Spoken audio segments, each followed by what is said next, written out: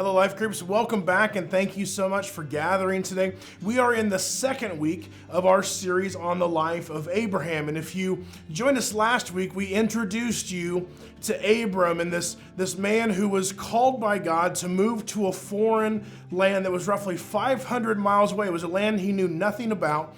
But instead of making excuses of why he couldn't go or why he shouldn't go, he trusted God and went anyway. Now, this past weekend, the story continues, and there's a severe famine where Abram is, and so he takes his family, takes all of his possessions, and moves to Egypt. And as you might know, Egypt is a pretty important country early in Scripture. It's where Joseph was sold into slavery later on in the book of Genesis.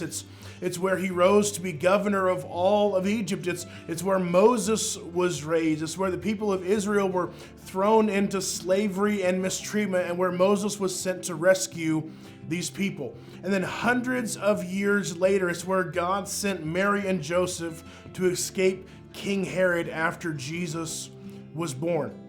Now, when Abram and Sarai were about to enter Egypt, Abram was fearful of what might happen if he claimed Sarai as his wife. And so they devised a plan that Sarai would claim to be his sister, that so she would be treated well and his life would be spared. As a result of this half-truth, the Lord inflicted serious disease on Pharaoh and his household, and the lie that Abram told was found out, and they were sent away. This is a classic example of half-truths being told to save face, or in Abraham's situation, to save his life, or at least so he thought. However, while coming up with this plan, Abram wasn't considering his wife. He wasn't thinking about her well-being. How could he possibly know what the Egyptians would do to her, or how would he possibly know that she'd be safe?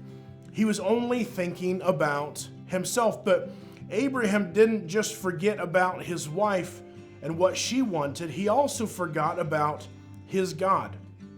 Abram struggled to believe that God would protect him. And we get no indication that Abram sought God on the decision to go to Egypt in the first place. We get no indication that God even told Abram to go to Egypt to begin with. He took matters into his own hands. And I don't think we can necessarily blame him for that.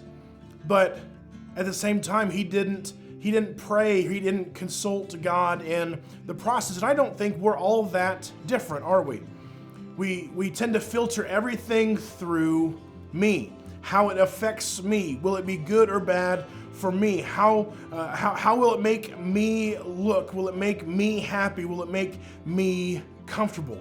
The problem of self is hard to conquer, but Pastor Brant talked about the idea of when you walk with God closely, you desire to put your will aside and ask God what His will is. The goal is to walk in His will.